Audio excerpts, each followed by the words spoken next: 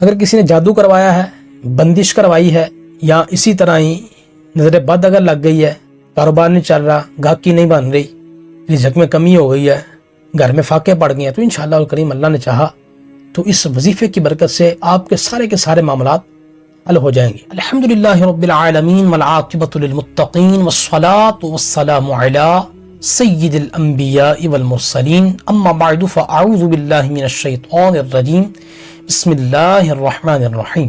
Islamic scholar official کے پیارے ناظرین، میں امید کرتا ہوں آپ خیریت سے ہوں گے۔ اللہ تعالیٰ آپ کو برکتیں عطا فرمائے، دین اور دنیا کی بے شمار بلائیاں نصیب فرمائے۔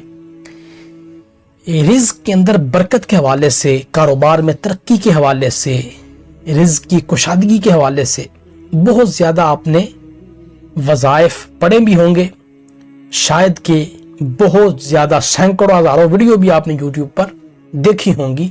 رزق میں برکت کے لیے، کاروبار میں ترقی کے لیے، گاہکوں میں اضافے کے لیے بہت زیادہ آپ نے ویڈیوز دیکھی ہوں گی، لیکن یہ جو آج میں آپ کے پاس یہ قرآنی آیت لے کے آیا ہوں، رزق میں برکت کے لیے، کاروبار میں ترقی کے لیے، گاہکوں کے اضافے کے لیے، یہ آیت شاید آپ نے کسی بھی چینل پر یا کسی بھی ویڈیو میں یہ نہ دیکھی ہو۔ یہ آیت آپ کو اس حوالے سے کسی نے نہیں بتایا ہوگا۔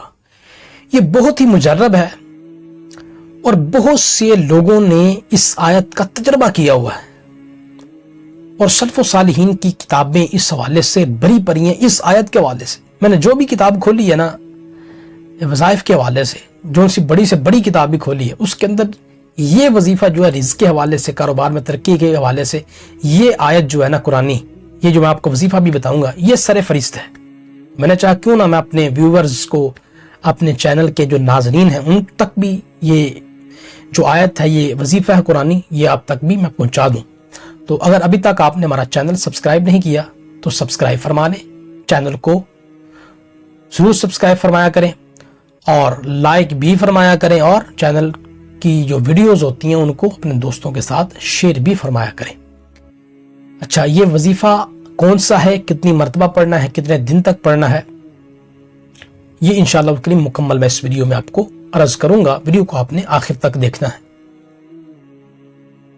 اس وظیفے کو ہر شخص کر سکتا ہے، خواہ وہ مرد ہیں یا خاتون ہیں۔ بس اوقات اس طرح ہوتا ہے کہ مرد و خواتین میں سے کوئی پڑھا لکھا نہیں ہوتا۔ مثال کے طور پر مرد پڑھا لکھا نہیں ہے تو عورت پڑھی لکھی ہے، اس کو قرآن مجید پڑھنا آتا ہے، آیت پڑھ سکتی ہے، عمل کر سکتی ہے تو وہ کر لے۔ اسی طرح اگر عورت نہیں پڑھ سکتی تو مرد پڑھ لے، دونوں نہیں پڑھ سکتے تو ان کے بچے پڑھ لے، اپنے رشتہ داروں سے یہ وظیفہ کروا لیں۔ تو اس لیے یہ کہنے کا مقصد تھا کہ مرد و خواتین تمام اس وظیفے کو کر سکتے ہیں، اس کے اندر کسی کی کوئی قید نہیں ہے۔ سب سے پہلے تو یہ سماعت کیجئے گا، سب کچھ آپ کو سکرین پر شو ہوگا، آپ نے پریشان نہیں ہونا۔ یہ ہے پارہ نمبر 21 سورۃ العنکبوت، اس کی آیت نمبر ہے 62، 62 نمبر یہ آیت ہے۔ بسم اللہ الرحمن الرحیم، اللہ یبسط الرزق لمن یشاء من عبادہ ویقدر لہ، ان اللہ بکل شیء علیم۔ یہ وہ آیت ہے۔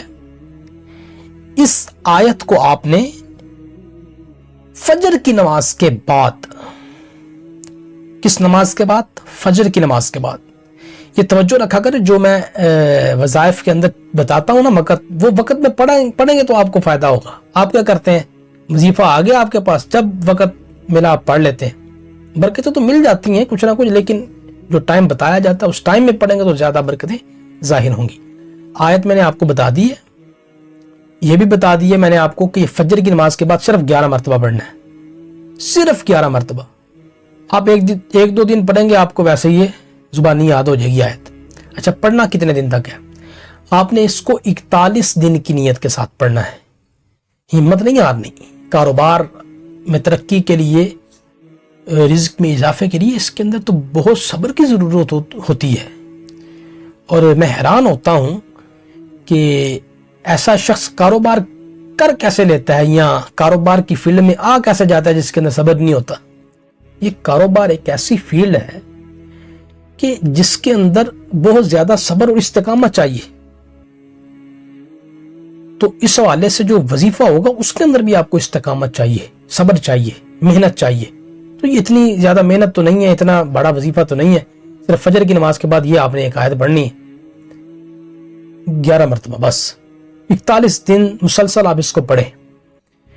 اگر کسی نے جادو کروایا ہے، بندش کروائی ہے، یا اسی طرح ہی نظر بد اگر لگ گئی ہے، کاروبار نہیں چل رہا، گاہکی نہیں بن رہی، رزق میں کمی ہو گئی ہے، گھر میں فاقے پڑ گئے ہیں، تو انشاءاللہ الکریم اللہ نے چاہا تو اس وظیفے کی برکت سے آپ کے سارے معاملات حل ہو جائیں گے. اور کوشش فرمائیں کہ صدقے کی بھی ترکیب ساتھ ساتھ رکھیں. اور کوشش فرمائیں کہ جب آپ یہ وظیفہ شروع کرنے لگے نا، جس دن آپ کا پہلا دن ہو اس وظیفے کو کرنے کا، کیونکہ آپ نے 41 دن کرنا ہے، تو جب پہلا دن ہو تو اس وظیفے کو کرنے سے پہلے آپ صدقہ و خیرات کر دیں.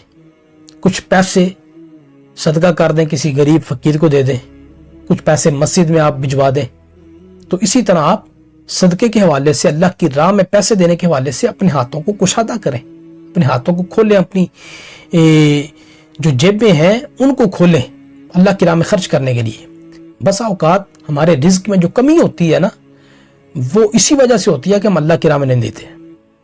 اللہ کی راہ میں آپ 1 روپیہ دیتے ہیں نا، تو 10 گنا آپ کو اس کا مل جاتا ہے.